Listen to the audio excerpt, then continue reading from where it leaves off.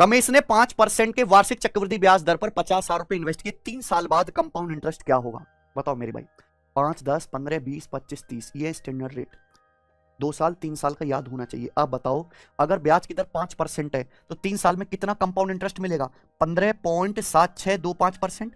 10% होता तो 3 साल में कितना ब्याज मिलता? 33.1%। तो 15.7625% आपको ब्याज मिलेगा 3 साल में। कितने रुपए का? 50,000 रुपए का। बताइए क्या आएगा? 50,000 का 15%, 7500 से ज्यादा आएगा? ये 16% से कम है ना? 15.7625% 16% से कम है। 50,000 का 16%, 16 8,000, तो 8,000 से कम आएगा। अब देखो ये 7500 के करीब है, ये 8,000 के करीब है, तो आंसर क्या बनना चाहिए? D option. भाई 50,000 का अगर 16% निकाला जाए तो क्या आएगा? 8,000। ये 16% से हल्का कम है, 15% से काफी ज्यादा, तो आंसर 8,000 से हल्का कम आएगा, तो ये आंसर होना चाहिए। तो 7500 के करीब है। अप्रॉक्स कैलकुलेशन करो। 37 साइड वाले एक रेगुलर पॉलीगन में कितने डायगोनल हो सकते हैं? बताइए। अगर किसी पॉलीगन में n भुजाएं तो उसमें कितने डायगोनल होते हैं? n into n minus 3/2। और अगर भुजाएं ही 37 है तो कितने होंगे? 37 इंटू 37 माइनस 3, 34/2। बताइए। 2 से हमारा 34 कट गया 17 बार। 7 49, 9 आएगा एंड में? ये तो नहीं आएगा बेटा 9 से कटने वाला, ये भी नहीं आएगा, ये भी नहीं आएगा। आंसर 629 है तो बच्चों। 7 49 एंड में 9 आएगा, 729 नहीं होगा क्योंकि ये 9 का क्यूब है। ठीक है बच्चों। 16वां सवाल। एक बोट 120 किलोमीटर डाउनस्ट्रीम जाती है 6 घंटे में, 120 किलोमीटर अपस्ट्रीम 10 घंटे में। बोट की स्टिल वाटर में स्पीड क्या है? डाउनस्ट्रीम जाती है 120 किलोमीटर 6 घंटे में, डाउनस्ट्रीम की स्पीड क्या आएगी? 120/6, 20 kilometre per hour.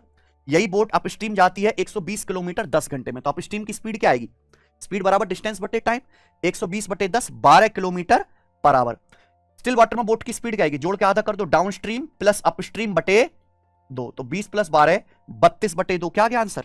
16 kilometre per hour. समझे? इस एक्सप्रेशन को सिंप्लीफाई करो। कोई कैलकुलेशन नहीं करने की, सवाल देख के आप कैलकुलेशन बनाने बैठ जाओ। क्या दिख रहा है?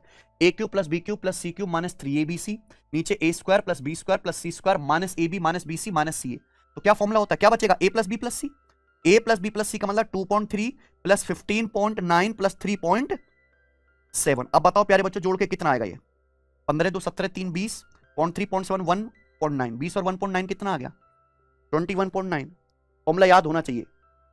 सुधा का खर्च उसकी बचत से 150% अधिक है। खर्च 12% कम हो जाता है, बचत 37% बढ़ जाती है। उसकी इनकम में कितने प्रतिशत की वृद्धि होगी? इनकम का मतलब क्या होता है?